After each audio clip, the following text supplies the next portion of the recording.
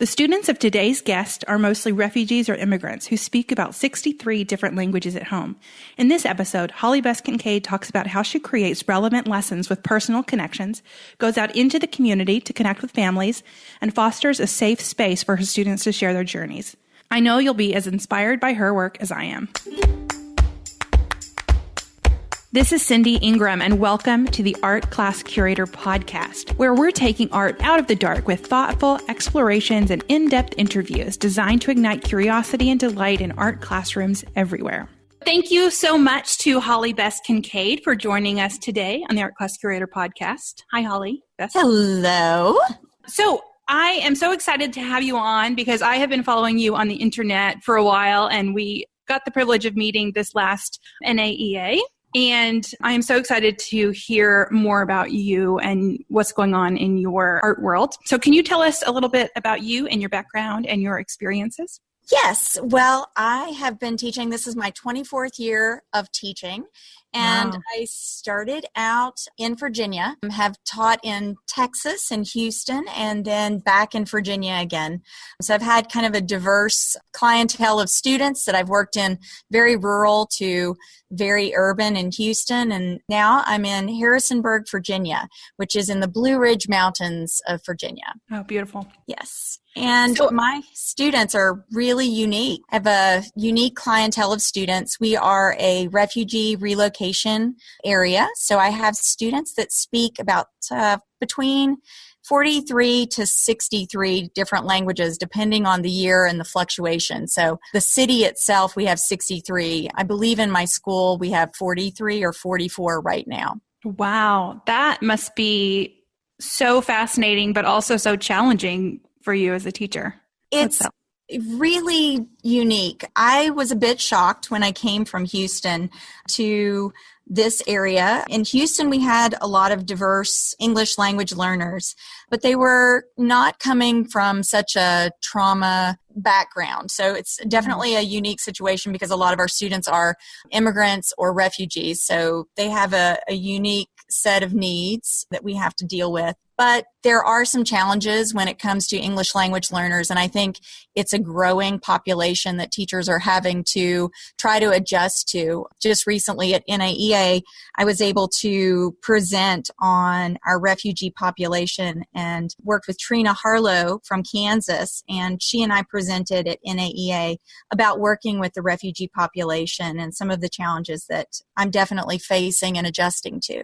Wow. Can we walk through some of those challenges and you can share some of your tips for some of the major ones? What do you think is I think, it's, there's so many different things. You've got to focus on definitely your English language challenges. We have students who are coming. I'm teaching in a middle school situation. So these are students who may have been in the country for less than 3 months to maybe have been here for a little while but are still struggling with language and understanding directions. So reading directions is definitely a challenge. I definitely, in the art room, I think we have the benefit of being able to show pictures and connect to students through visual language, which is a blessing. So I really use a lot of imagery. I have word vocabulary and pictures up around my room that show definitions of words so that the students can start connecting, even things as simple as colors, what red is maybe in Spanish or in Kurdish,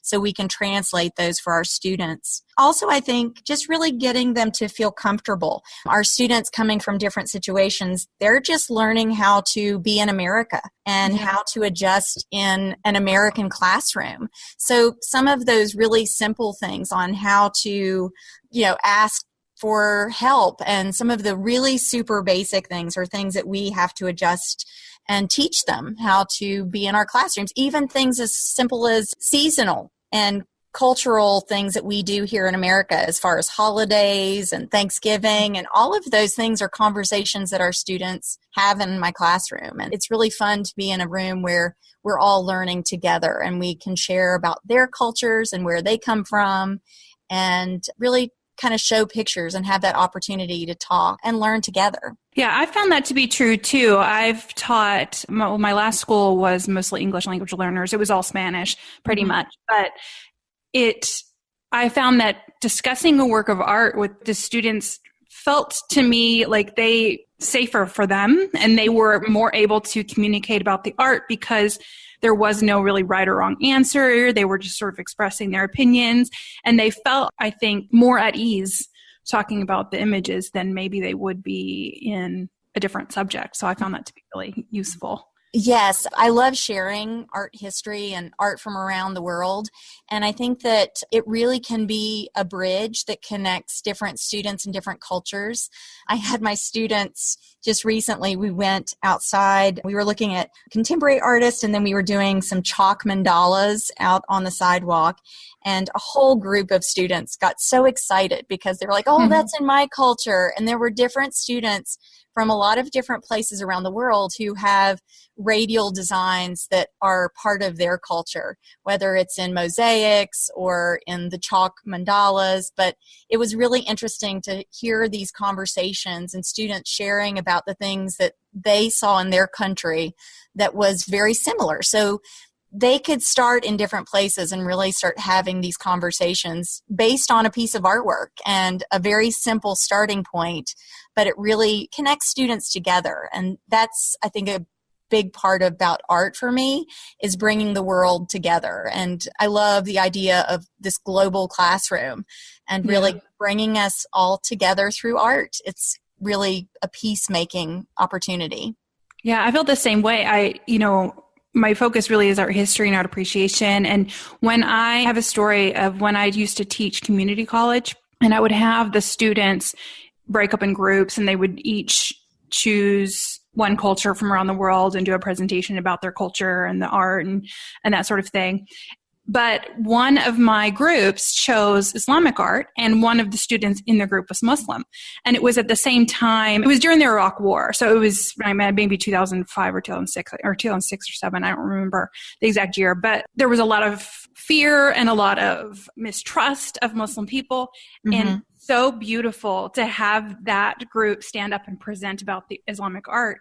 And then the Muslim student just sat there and answered questions from the class they went way longer. And I just sort of sat back and I was just like, I'm letting this happen because they were just like, there was so much cultural understanding. There were people that are very conservative and very like narrow in their mindset of sort of the world. And his eyes were just like completely wide open to new what he thought Muslims were versus what they actually are, So it was just one of the most powerful experiences. I bet you have those almost every day, the type of school you're at. Yeah, it's really interesting. And I've learned so much. I think that's one of the blessings is to be able to learn with the students. And, we have a wonderful community where throughout the school year, we actually have a day where teachers are allowed to do home visits, and parents from different cultures will invite teachers to go to students' homes, and there might be issues with transportation for parents to be able to come to schools for parent-teacher conferences and things like that. I was blessed to be able to be invited to go to a home of some students from India,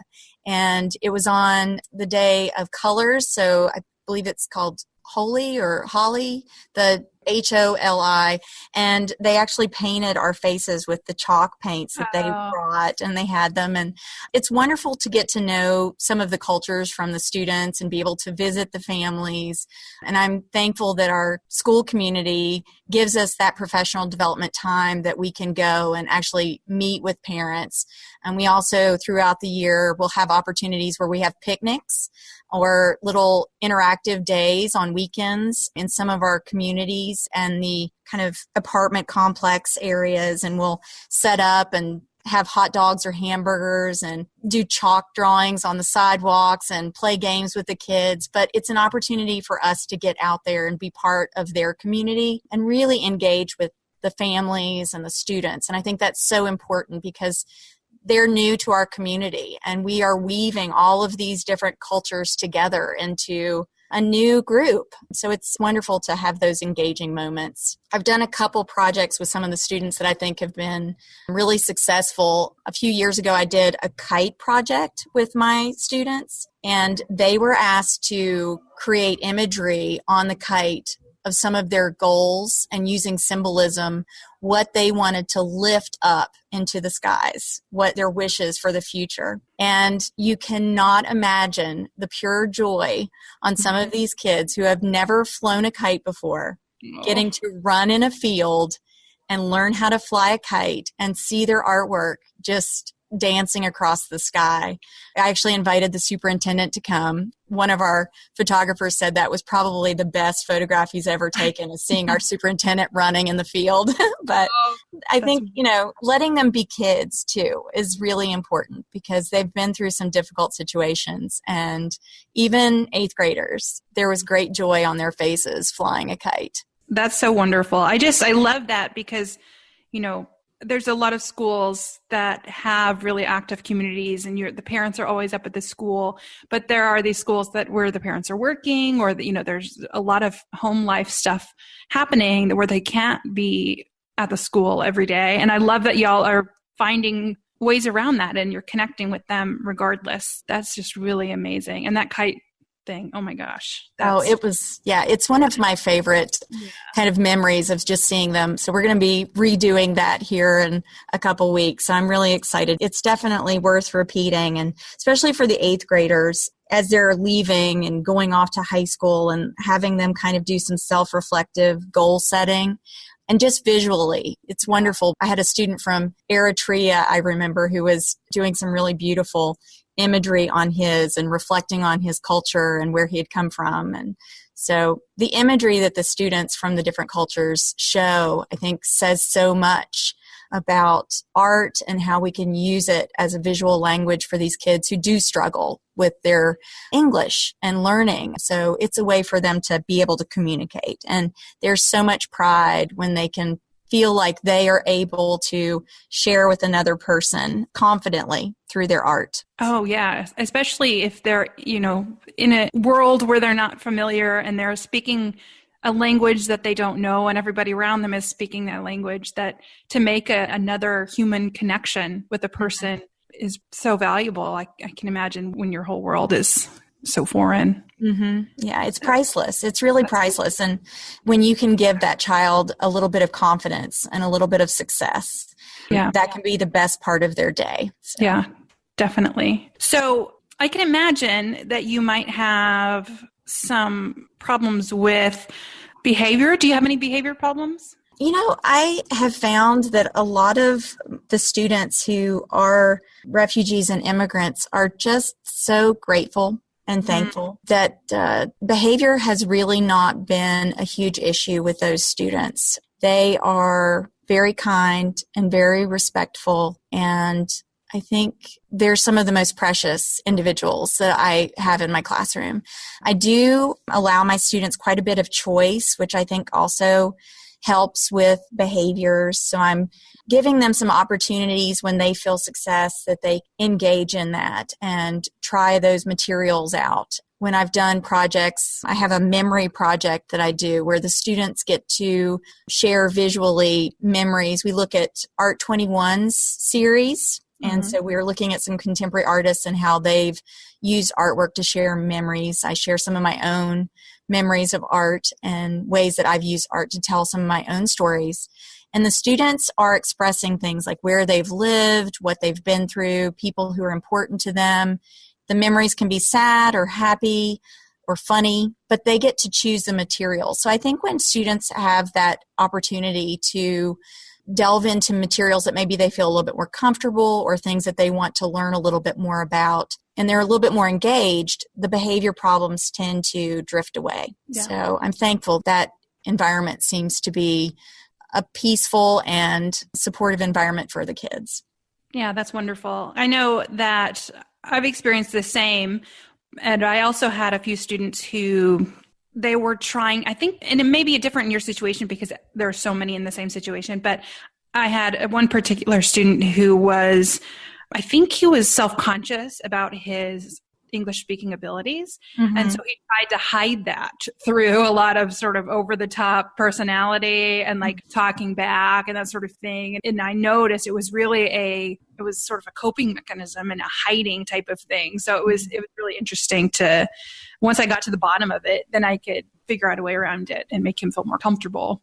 Yeah, I think when kids are feeling a little self-conscious or struggling, since we do have so many students who are, I think building a community and an environment where the students are working in what I call this is our art studio. We're going to work together and we're going to help each other out. The students seem to be very aware, and I'm so grateful that they are, and empathetic of each other and what we're going through. So they help each other out, and I don't mind that they help each other out. I encourage them that if you have a partner or a buddy who is needing some help, it's okay.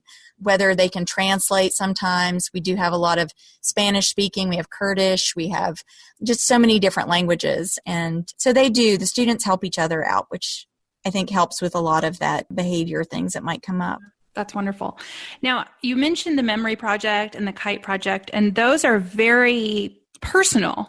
Mm-hmm. And, they bring up a lot of personal stories. And I'm wondering how you create an environment that is safe so the student feels like it is okay to put those parts of themselves out there, especially in middle school when they're self-conscious. In middle school, yeah, right? This is that time where, you're putting things out there. It's like, oh, no. I think it's really important to get to know the students. In middle school, I definitely use humor and different things to kind of get the kids going.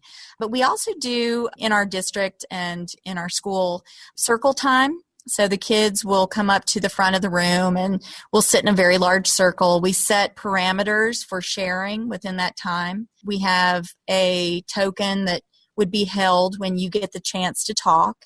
And we will pass that around the circle and everyone would get a chance to share or add to the conversation. So when I'm introducing things like the memory project, we might start with some ideas about how we might look at some artists who are sharing that kind of topic or idea, or I would even give some of those ideas of how I personally have done artwork that was telling a little bit more about myself. So I definitely share with my students, whether it's having lost my father and going through those things, how do I show those tough moments in my artwork and let my artwork be the voice when sometimes I'm afraid to say things. Being human with the students and being honest. Not really hiding things, being very open and honest with the students. They appreciate that. It sets a tone. And then allowing them to share. I've also done a project where the students did fear bobbleheads, which were quite hilarious. And we talked about what are your fears? And then what might calm your fear? Where does your fear live? What makes your fear come alive? And they had to make these into characters. But to hear the students help each other out and talk about them, and they're like, oh yeah, I have that fear too of water or swimming, or, one student had the fear of losing someone they loved. And what do you do if you've lost someone? And so she said, well, my favorite song makes me feel better. And we found a little thing that she could record a little bit of the music. So when her bobblehead was there, we could push a button and it would play a little bit of a song. Oh. So, setting the grounds for those students in that circle time and saying, we're not going to make fun of each other. We're here to share with each other. We're supportive artists in this community. And I think just being honest about some of my own fears and my own feelings lets students see I'm modeling that we as artists sometimes talk about things that might be scary, and it's okay. And it sometimes helps us. It makes us feel good. So it's a little bit of art therapy, I think, mixed in. But our students, I believe, especially middle school, really react and appreciate those moments. I've had a similar situation where, the realer I am, the more connected to the students I can be. I had a very personal project with my students last year where it was kind of reflecting on their past, present, and future. And they had different elements of the project were different parts of their past, present, and future. And so I told them, what would be in my past? What are the things that make me who I am? And it wasn't all the rosy things, it was the alcoholic dad and that sort of thing. And when they heard, someone in my situation who's had bad things happen to her, I became, a real person. I'm not just some robot that lives at the school. It was a connection. And I think they really appreciate that. So I love to hear. That's just really love. I keep saying that's beautiful because everything you're saying is beautiful. So I'm like, what else do I say but beautiful, because it's just. Well, we need to have those moments where we're human. And I think in our society, we are portraying so many things online and in social media, and we want to kind of protect others from seeing those things that mar us and maybe our flaws. And so many of those things are hidden, almost like we're ashamed of those moments. But I think sometimes when we're in an art class or doing artwork ourselves as artists, we need to be open and honest and really show those moments that sometimes aren't so beautiful, because it needs to be said. And I think other people really appreciate being able to understand that they're not alone. Other people have had experiences and have lived through them. So it's really important. And especially some of these students coming from difficult situations, they need to know that they're not alone. And they need to start having those conversations. I think if we hide those things, it only bottles it up inside, and that's not healthy. Yeah, that's wonderful. I think adults need that lesson too, especially social media and Facebook, and always showing sort of the best parts of your life, but not really showing, the true self. It makes others feel a little bit more isolated. And if you can be vulnerable and be real, it just creates a wonderful community. Yeah. Sense of belonging. That's lovely. So, okay.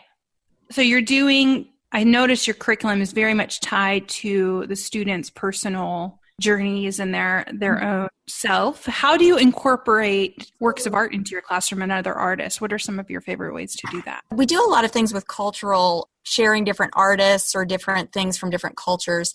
And I have tried to travel or get to know some different places around the world. I've been blessed to get to travel, and I went to Norway when I was in high school as an exchange student, and then got my master's degree in Italy and went on a Fulbright Hays to China. So some of those things, I think, talking about different cultures has been brought into my classroom when I talk about some of the places that I've been, and students then will share some of their own stories in response. I love to use the Google Arts project to share different artwork. So I use that online way to show artwork from different cultures, from different museums around the world.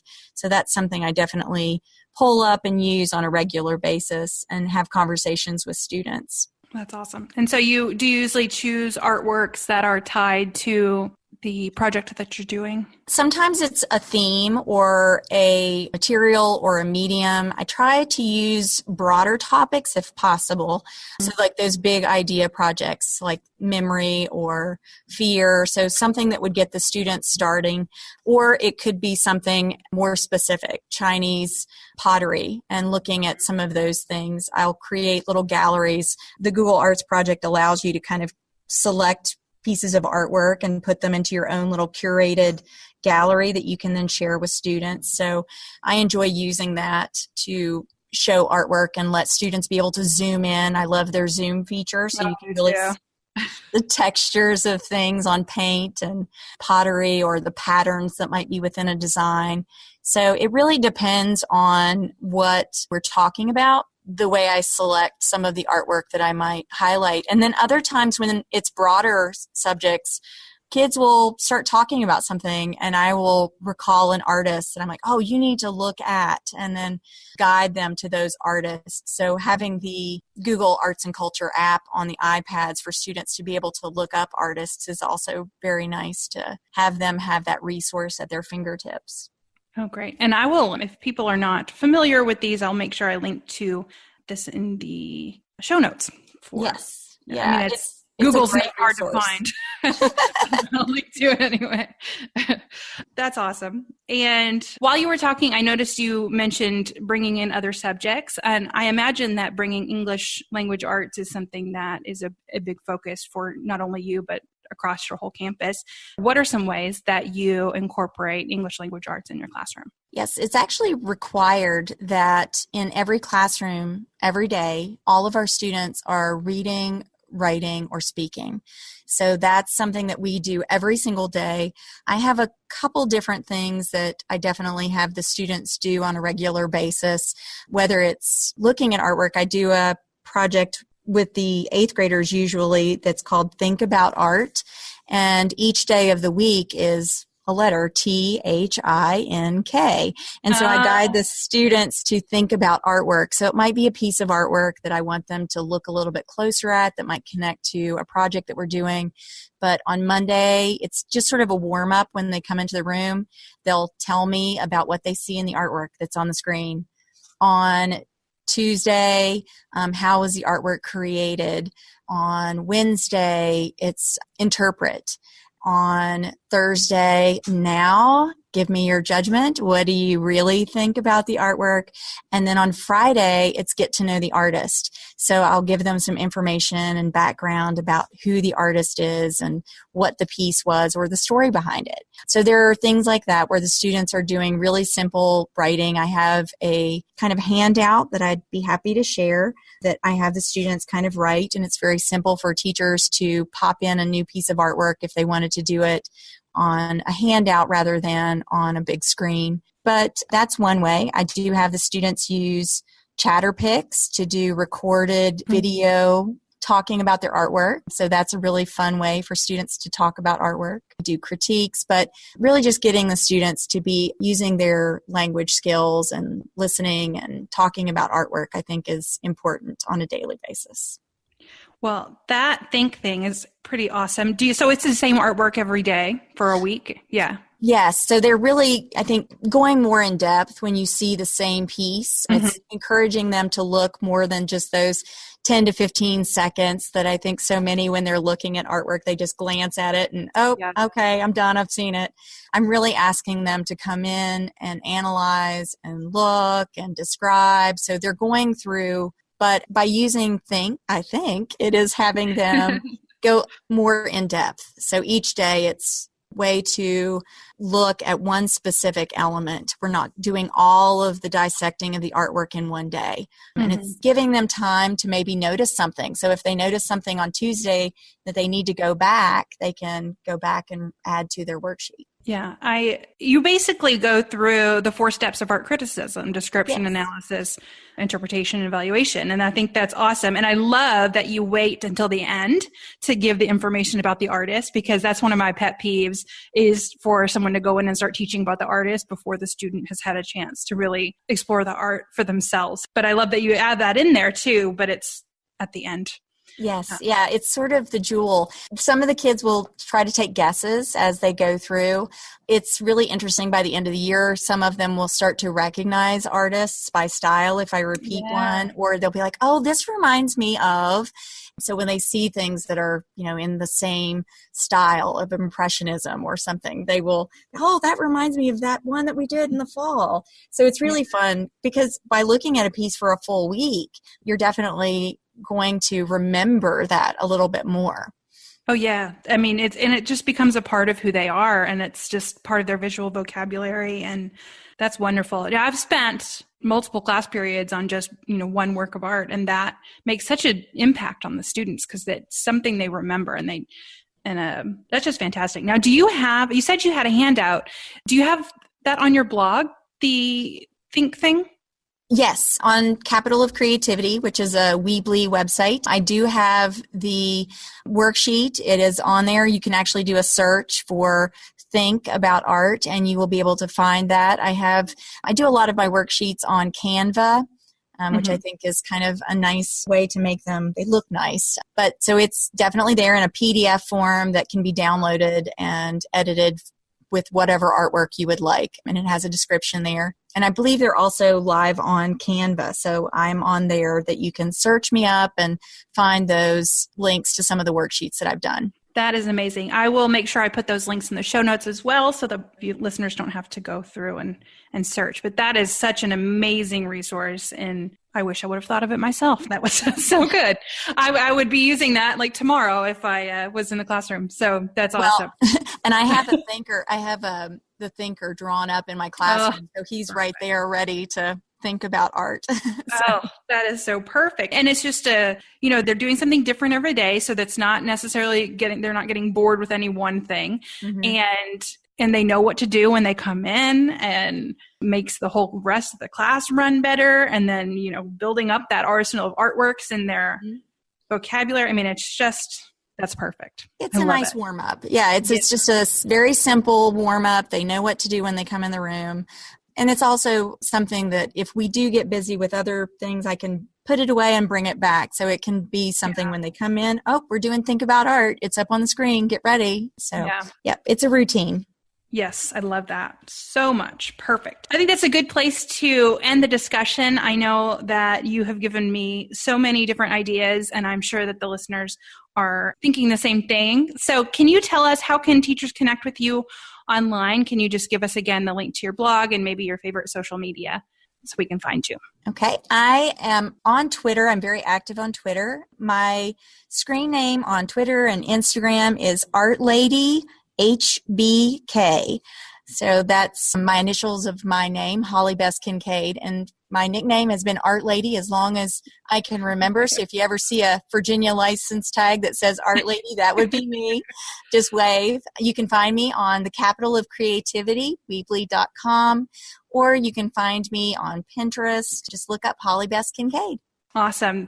Now, I'm going to ask you my last question that I ask everybody, and that is, what artwork changed your life? So I am going to have to tell you, can I tell you a little bit of a story? Oh, yes. I love them. I love this. So when I was in college, I went to West Virginia University and I drove up to Pittsburgh by myself and went to the mattress factory. The mattress factory had an exhibit of Anne Hamilton. And this is a very young Anne Hamilton. And I was visiting this museum and I was seeing artwork in a completely different way because they're installations, they're pieces that are much more contemporary. They were not, in a gold swirly frame. Yes. So I was directed to go and see this exhibit. I walked down an alleyway and there was a row house. The lady guided me and unlocked the door and said, now don't forget, the artwork is on all 3 floors. And she shut the door behind me. And there was this moment of fear that just enveloped me because I was this young girl by myself in a big city, and I was in this sort of dilapidated old house that had nothing in the room and raw old floorboards, and I could hear sounds. Wow. And on the floor in the middle, there was little bits of wax. And I could notice that there was little bits of wax on the ceiling. And I kept telling myself, I could feel my heartbeat racing. It's like, I need to, this is art. I shouldn't be afraid of art. I should see this. And I was like, I'm going to go upstairs. So I went up to the next floor and the sounds were louder. And I could see the wax, little stalactites and stalagmites were a little bit bigger, but I was very fearful. I wasn't sure what was happening and what I was going to find. And there was a little bit of me was, am I alone? Is something going to happen to me? And I've told my students, it's like, I was afraid of art. And I was like, how can I be afraid of art? This is awful. But I braved it and I went up that last set of steps. And she had a piece, which is sort of like a very large aquarium filled with wax heads. The wax heads were slowly melting, and embedded within the wax was birdseed. And in the room, there were birds flying around, and they were eating the birdseed that was coming from those. And that piece spoke to me. My father was very, very ill at the time, and I ended up losing him about 2 years later. But there was something about this idea of this cycle of life and that these birds were feeding off of this because the large aquarium is almost like coffin-like. But there was something beautiful in the destruction of this old home, that there was this life form. It was scary, but yet beautiful. And I think that really changed the power of art for me. It didn't always have to be just beautiful and swirly in a gold frame. It didn't always have to just be the pretty thing that would match the couch. It can be something so powerful that moves you, whether it's fear or just, I think that piece changed my entire view of how art can speak to other human beings. So I was blessed to get to meet Hamilton a few months later and have dinner with her. And oh my goodness. I shared with my professors that, that changed my world. But that will always be the piece that speaks to me and changed my view of the power of art. Well, that is an incredible story. I love that, and I love these emotional connections we have with art. I've had moments of art too where I was like anxious, and that's just that to the extreme. You were hearing the sounds of the birds. That's amazing. Yeah. And the house was, it's an old row house. So it was kind of dilapidated, and there was no, boards on the wall. It was just completely raw. Oh my gosh. But it was that moment where I should not be afraid of art. Well, yeah, thank you so much for sharing that story with us. That is amazing. So great. Thank you so much for joining us today on the Art Class Curator podcast. You have so much depth of knowledge and experience in this area, and we are just grateful for you and your website and all the things you provide for our community. So thank you so much. Thanks for having me. What an inspiring experience Holly Bess creates for her students and community. Be sure to check out the show notes at artclasscurator.com/5 to learn more about Holly Bess's work and everything we talked about today. And spoiler alert, I've got Holly Bess coming back onto the podcast soon to talk all about how she received around $75,000 in grants for her art program. Make sure you are subscribed to the show so you won't miss that. Next week, we are talking to Dr. Katie Monin from Pop Culture Classroom. I have to tell you that I spent the next 2 days after her interview with my head buzzing with ideas about a new type of literacy needed in our students. Keep listening to hear a preview of my interview with Katie. Thank you so much for listening. If you like what you hear, please subscribe and give us an honest rating on iTunes. This will help other teachers find us and hear these amazing stories. Do you want even more art inspiration? Sign up for Art Class Curator's once-a-week email newsletter, Your Weekly Art Break. Teacher Sarah Warnock says, I truly do take a break from my busy week to check out all your links and feel inspired. Everything you share is relevant, meaningful, and also super helpful. You definitely help me become a better art teacher, and I look forward to your emails each week. You can sign up at artclasscurator.com/artbreak. And as a free gift for subscribing, you'll get 6 free art interpretation worksheets to use in your classroom. Be sure to tune in next week for more inspiring art interviews.